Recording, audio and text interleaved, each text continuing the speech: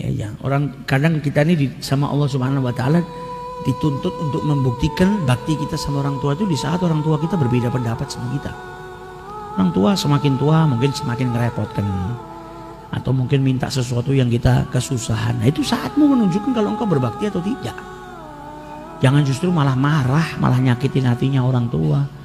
Engkau baru diuji dengan ujian yang kecil seperti itu. Ada orang-orang yang diuji dengan ujian yang luar biasa. Dulu ada satu dokter nyeritakan kejadian nyata yang dia alami. Dokter ini di rumah sakit kedatangan orang namanya Muhammad. Muhammad di usia 30 tahun.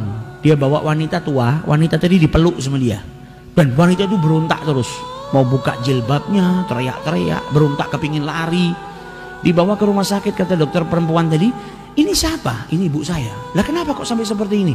Ya ibu saya memang dari kecil lahir dalam keadaan kekurangan di akalnya.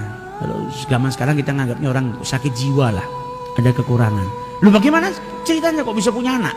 Sakit jiwa kok punya anak? Iya, memang ibu saya ini dinikahkan sama ayah saya sama satu orang supaya punya anak saya yang bisa ngasuh ini, ngerawat. Dan mulai dari usia 10 tahun saya sudah ngerawat ibu saya.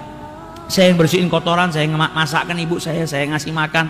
Kalau mau tidur saya ikat kaki saya dengan kakinya ibu saya. Saya takut ibu saya lari dari saya. Saya takut keluar dari rumah nanti susah nyarinya, makanya dia mau tidur diikat. Jadi anak yang soleh yang luar biasa. Kita nggak dikasih sama Allah ujian seperti itu.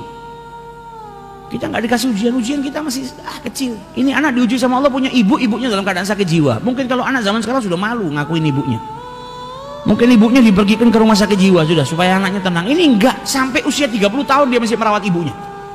Lah kenapa dibawa ke sini? Ya ibu saya punya diabetes sama punya darah tinggi, ini saya mau kumat, saya bawa ke sini ke rumah sakit. Dan dipegangin ibunya ngelepas jilbabnya, nyanyi semua, anaknya sabar luar biasa.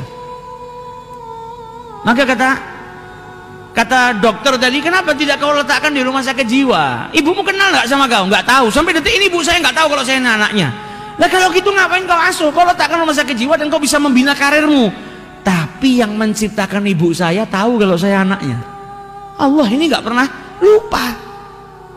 Allah nggak pernah lupa kalau saya ini anaknya ibu saya. Dan anak itu diwajibkan berbakti, wabil walidaini ihsana. Bagaimana mungkin saya mau merelakan pintu surganya Allah Subhanahu Wa Taala?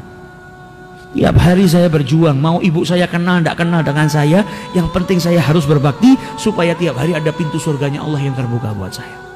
Ini baru luar biasa baktinya.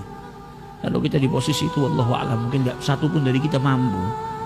Dan ibunya ketika di dalam ruangan dokter tadi ngelihat acara TV di Mekah, maka ibunya tanya, kapan ke Mekah? Kapan ke Mekah? Kata anaknya, insya Allah kita akan ke sini. Kata dokternya, ibumu ini kan tidak punya kewajiban, sholat aja nggak wajib, hilang akal. Kenapa ke Mekah bareng? Dia bilang, ibu saya setiap punya keinginan apa, saya akan berusaha untuk mewujudkannya. Jadi nggak mau ibunya punya tamanni, punya angan-angan, punya cita-cita, dan anaknya tidak memenuhinya.